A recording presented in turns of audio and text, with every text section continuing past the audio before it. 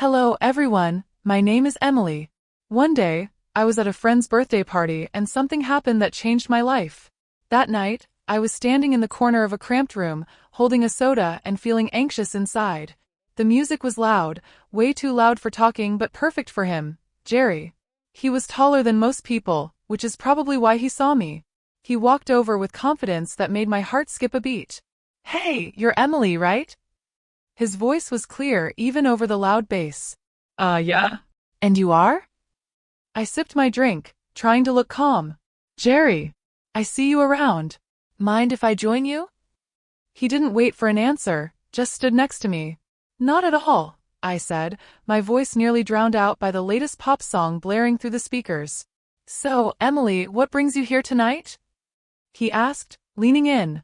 His tone was casual, but his eyes were intense. "Just here to celebrate Lella's birthday." "You know her long?" "Yeah, went to college with her. She keeps inviting me to these things." "Can't say no, can I?" We laughed and it felt natural, easy. I get it. "I work with her. She's kind of hard to say no to." "An accountant, right?" He nodded, like he already knew. "That's right. Numbers are my game," I joked, even though I usually found nothing funny about spreadsheets. "Sounds thrilling," he grinned, and I couldn't tell if he was teasing me or not. "Oh, absolutely. It's all wild parties and high stakes in the accounting world." We laughed again, and I felt at ease, talking to someone genuinely interested in what I had to say. It was new, exciting, and a bit scary. "You want to grab some air?" he suggested, nodding towards the backyard. I nodded, grateful to escape the noise. Outside, the cool air was a relief. "So, what's a guy like you doing in a place like this?"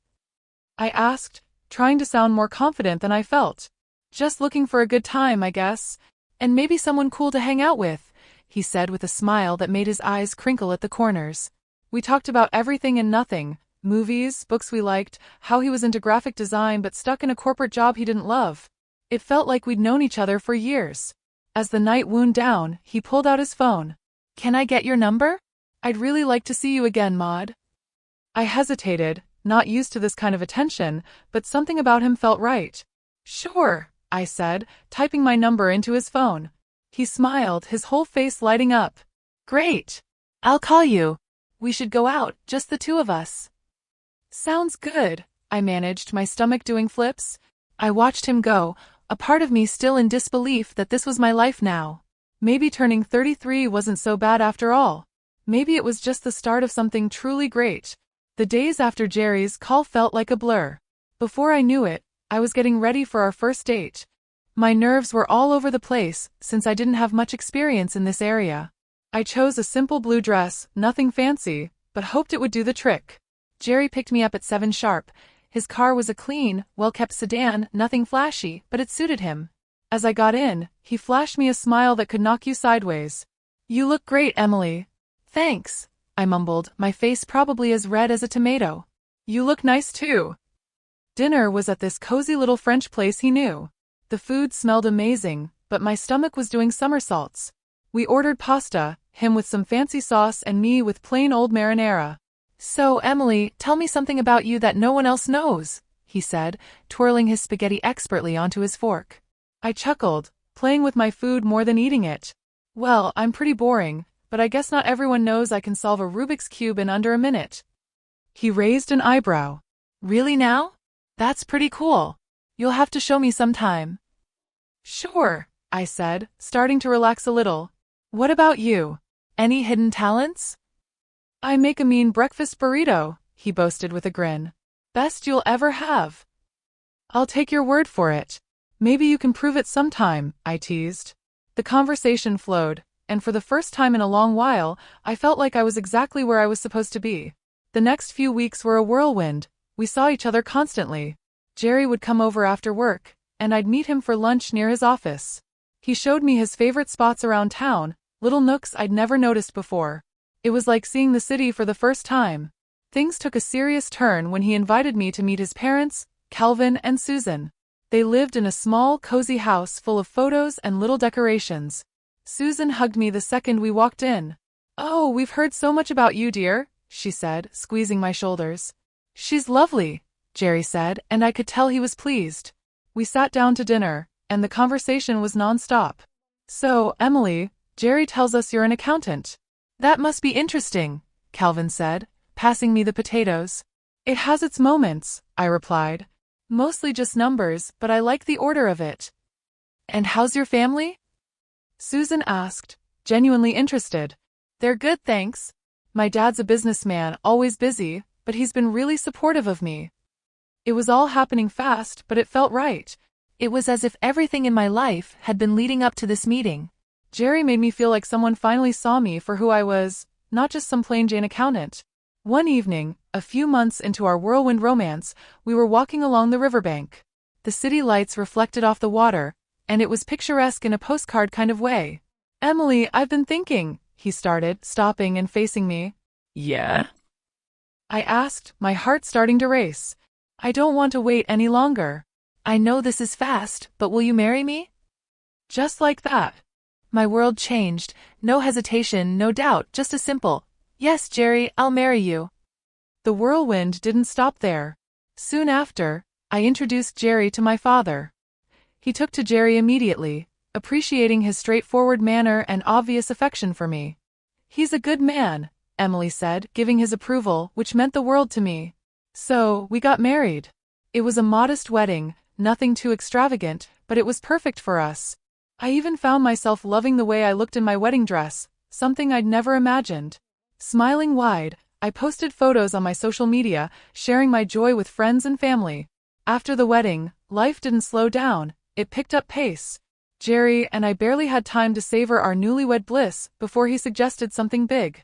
Hey Maud, I've been thinking, he said one evening as we unpacked another box of wedding gifts in our cramped apartment. How about we move in with my folks? I paused, holding a coffee mug in my hand. Live with your parents? He nodded, looking serious. Yeah, they're not getting any younger, and I'd feel better if we were around to help out. Plus, it would save us some money on rent.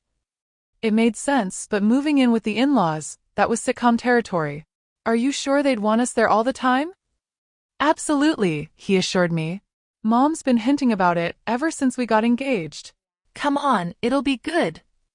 3 weeks later, there we were, pulling up to his parents' house with our lives packed into a bunch of boxes. Jerry's mom, Susan, was waving from the porch before we even got out of the car. Oh, Emily, we're so thrilled to have you both here, she exclaimed, pulling me into a hug that was a bit too tight. Calvin, Jerry's dad, clapped him on the back. Welcome home, son. And you too, Maud. The house was cozy, stuffed with furniture that looked like it belonged in a museum of 1973. I tried to keep a smile on my face, but I was already missing our little apartment. Jerry sensed my hesitation. It's going to be great, you'll see, he whispered as we carried boxes inside. The first few days were an adjustment. Susan was constantly hovering, always popping into our room to ask if we needed anything. Just making sure you're comfortable, she chirped while I tried not to cringe at the invasion of privacy. One evening, we all sat down for dinner. Jerry, me, Calvin, and Susan. The conversation was painfully mundane until Jerry dropped another bomb. So, the house needs some major repairs, he announced casually between bites of meatloaf. I choked on my mashed potatoes. Repairs? Yeah, the roof's a mess and the plumbing's from the dark ages, he said. Calvin nodded solemnly. We were thinking, Jerry continued, avoiding my gaze, that maybe we could all chip in for the costs. I glanced at Susan, who was suddenly very interested in her plate. All of us? Well, I just got this pay cut at work, Jerry muttered, so I'm a bit strapped at the moment. There it was. I felt a knot form in my stomach. I'll see what I can do, I managed to say, even though I wanted to say much more. Susan perked up, tears welling in her eyes. Oh, Maud, that would be so helpful. You're such an angel. The next few weeks were a blur of contractors and repairs. I wrote checks and smiled through gritted teeth as Susan gushed about how wonderful the house was looking. Calvin slapped me on the back. You're really part of the family now, Emily. Part of the family. Sure, the part that pays for everything. One particularly grueling day, after yet another round of expensive opinions, I felt completely drained. I collapsed on our bed, exhausted. Jerry came in and sat beside me. Thanks for handling all this, Maud, he said, sounding almost sincere. It's fine, I lied, staring at the ceiling. I just didn't realize how